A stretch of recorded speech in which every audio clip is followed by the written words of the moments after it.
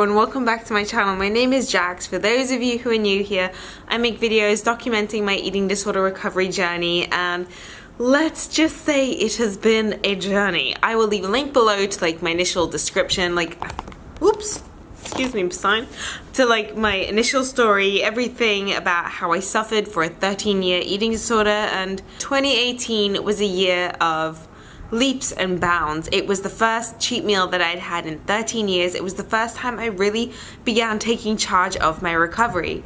And I did things by the end of 2018 that I never could have dreamed were possible 2 months prior. So we'll say that if you had told me in October or just before October, September, that I would be okay having a cheat meal or a chocolate, I would have told you were crazy. And although I'm so happy with how far I've come, there is still so far that I have to go. And I had a real big eye-opener this morning. And where is it?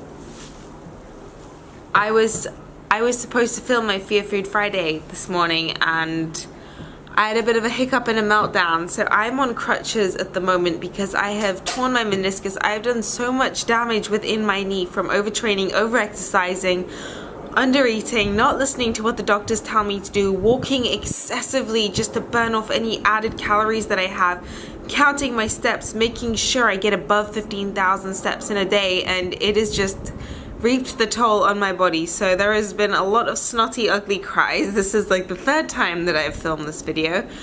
And I just wanted to let you know, those of you who have been with me on my journey, I am so grateful, and I want to share my resolutions with you and maybe inspire you guys to maybe start your own resolutions. Use some of mine, do mine with me, hold me accountable to mine. The reason I have written it down and stuck it up at home is so that my family, people around me, everyone can hold me accountable. So let me just read them through to you, and let's just start from there, shall we? First one is eat breakfast before 10 a.m. every single day. Now, I have done a few Fear Food days that I've filmed, or days with my family where it will only be twice a week or once a week that I will actually have breakfast early in the morning. I like to leave my calories till later on in the day.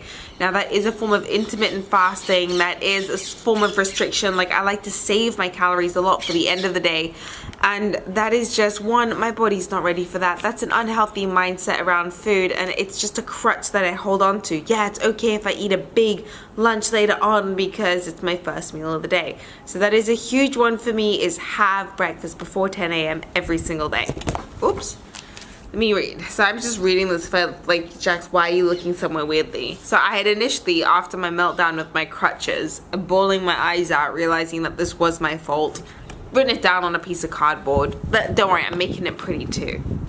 The next thing I wrote was I need to take a rest day at least twice a week. Now that is from, when I say rest day, I mean yoga only. I mean no movement, no more jogging for me anyway at the moment for the next 3 months, but not trying to overcompensate by moving excessively on my crutches. Again, it's a form of restricting calories or restricting how much your body's burning during the day, controlling that. And that is just something I just want to give up, that crutch for 2019. It's just like I said, I've come so far, but there are still little crutches that I hold on to so tightly. The next thing I wrote is stop obsessing about counting calories and deleting MyFitnessPal. So I obsess over counting calories. I'm okay having a cheat meal or a McDonald's if I know exactly how much I'm taking. And I realized this morning, having my Fear Food Friday, that I was sitting there at the table with my family on MyFitnessPal.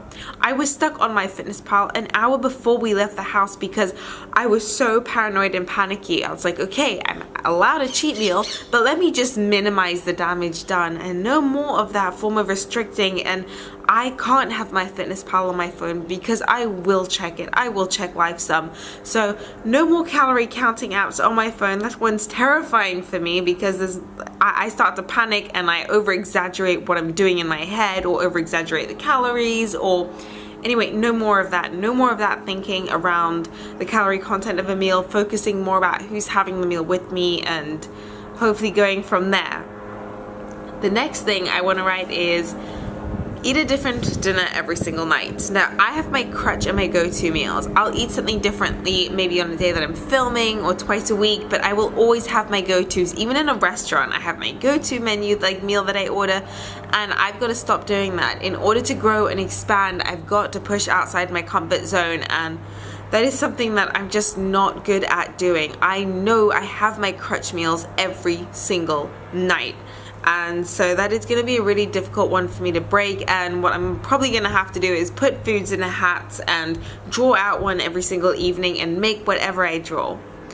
Which, it might be a fun video. If you guys are interested, let me know in the comment section down below. And then the next thing I wrote was, right, this is actually a really big one for me. Stop measuring food and eat until I'm satisfied. So I'm still obsessive about portion sizes, like one serving of oats, like, okay, never going more than half a cup, or sometimes feeling like I'm being a little bit smarter and putting in just under half a cup. And that type of restriction is so unhealthy, but it's a crutch that I keep going to. So what's the point in a cheat meal if you're still gonna have that restrictive mindset?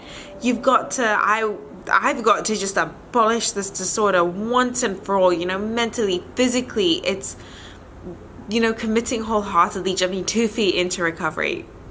The next thing I wrote was no menu substitutions, which is probably one of the hardest. Like, even if I'm gonna order at a restaurant, I will always have a substitution.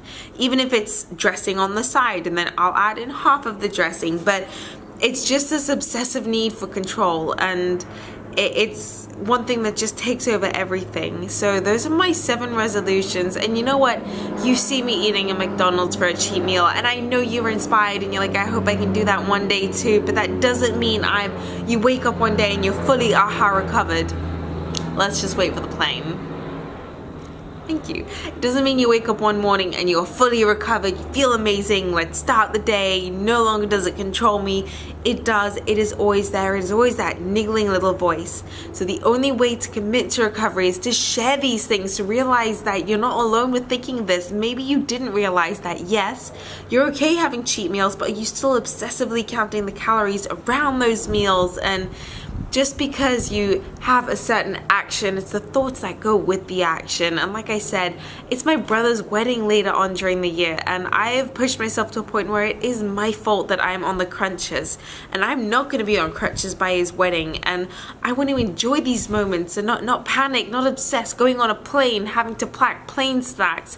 In fact, I'm going back to Spain in a week time to finish off my university, and to hold myself accountable, I am not going to pack any snacks for the first time. Or I will pack snacks, and I'll show you like fun cheeky snacks to pack, but I will be ordering on the plane, and I will be eating at the restaurants there, which is something I've never done. Well, we'll say within the last 15 years at least. So that's going to be terrifying for me, but I want to share this with you to hold myself accountable. I'm so excited to film these videos and do this process with you. Everything I wrote down now to commit to, things that I really am still not okay with, crutches I have that I have not been able to let go of. Sharing that with you guys, doing that with you, it has helped me leaps and bounds from my first little Kinder bar to my Egg McMuffin sandwiches. You guys have been amazing along the way. So subscribe to my channel, follow me along my journey. I hope this inspires you. Let me know if you are going to do any of these resolutions too. And I'm actually excited to see you in my next video. Mwah.